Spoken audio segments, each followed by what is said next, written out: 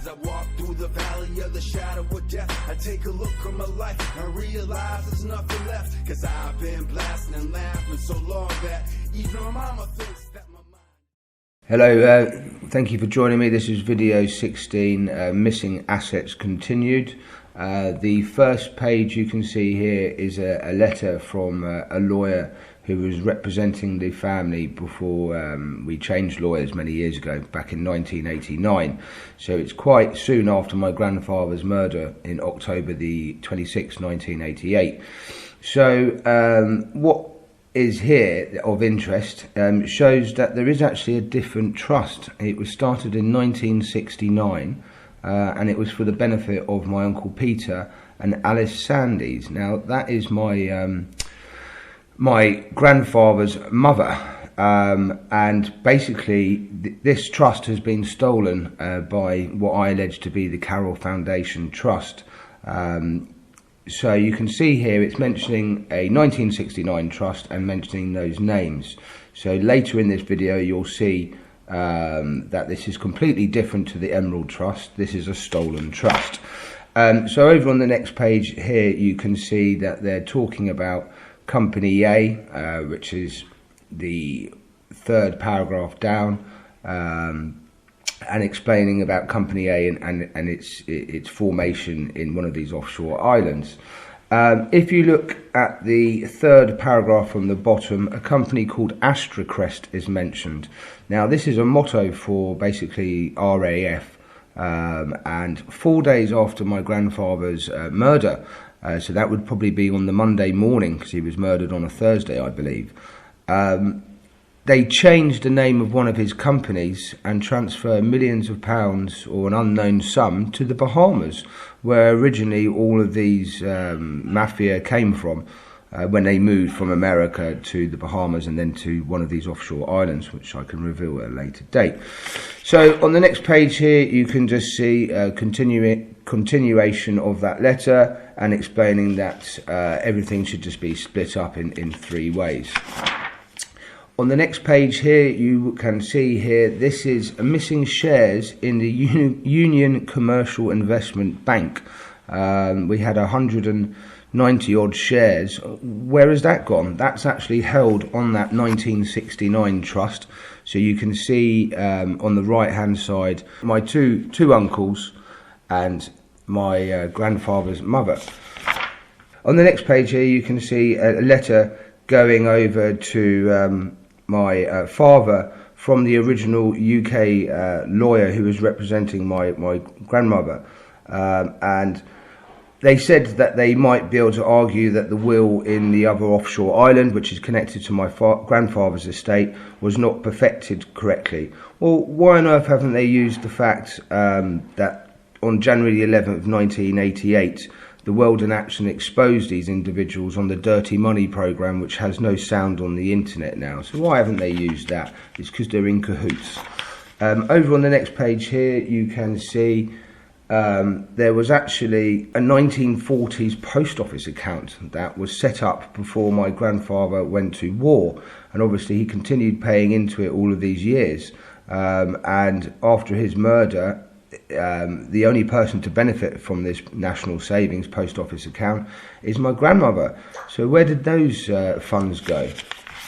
Over on the next page here we can see again this is actually a letter in the 20th of September 1979 going to my grandfather, stating that a certain company is still, what is called Sterlona Investments, is still held within the Emerald Trust. No surprises, as you can see on the next page here, Sterlona Investments was dissolved in 1994, so that yet again another stolen asset. You can go over to the trust deed, or basically the Emerald Trust. You can see here they're trying to say that it's been the same trustee for 43 years, a Dutch person's name. We've never met, spoken to him, or seen his signature. I allege he does not exist. So these are the individuals that have my family. And please bear in mind, they were all exposed in the World in Action programme, Dirty Money, January the 11th, 1988, that has no sound on the internet. Over to the next page here. you can see information on the involvement with Lawrence Freeman, who used to launder Jack DeVoe's drug profits. He worked at the trust service provider in that island. Also Raymond Sidney Harvey and Leslie Norman are the individuals that signs my grandfather's trust deed. And John Wadman is the one that dissolves Spendick Properties, which you'll hear about shortly.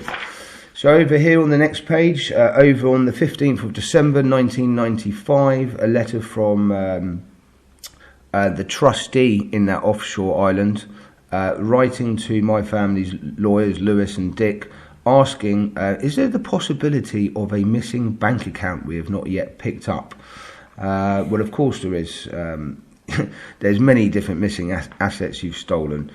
So there's another example. I mean, they've been in charge of the affairs for over 6 years and they still think there's missing assets.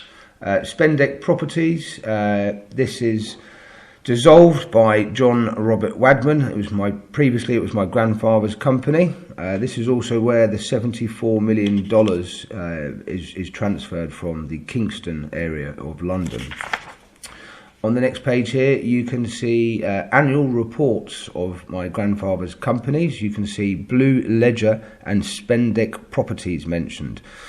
Blue Ledger is a property company that my trustee in the one of the offshore islands spoke to my father about in 1991-92, and we haven't heard much more about that. So how does he bring up the name Blue Ledger when he doesn't have these documents? And again, Spendick Properties was my grandfather's, and it's been dissolved after his murder by John Wadman. So over on the next page here, you can just see more information showing the family's historical records. This is an annual report of one of my grandfather's companies going back to 1966. On the next page here, you can see some more missing companies: DPI Limited and Ashford Investments Limited. Now, that one's important because it changed its name to Alaska Leisure Limited when just before the $74 million transfer. DPI Limited, you'll see in a moment, is dissolved as well. Just to support what I've been saying, you can see the two signatures here is my grandfather and his mother. So they're the two individuals that were beneficiaries of the 1969 trust deed, which has been destroyed, never mentioned to my side of the family. Crazy. Over on the next page, you can just see all of the family members: my grandfather, my uncle, and my grandfather's mother. So you can see we're all the same family. Over on the next page here, again, how I previously mentioned, Ashford Investments Co. Limited changed its name on the 5th of March 1984 to Alaska Leisure Limited. And then shortly after that, the $74 million transfer happens on December the 31st, 1984. And the last page today in this video is just showing DPI has been dissolved. So there you go again, and that's after my grandfather's murder. All of the missing millions have been stolen by the Carroll Foundation Group. Thanks for listening. Bye-bye.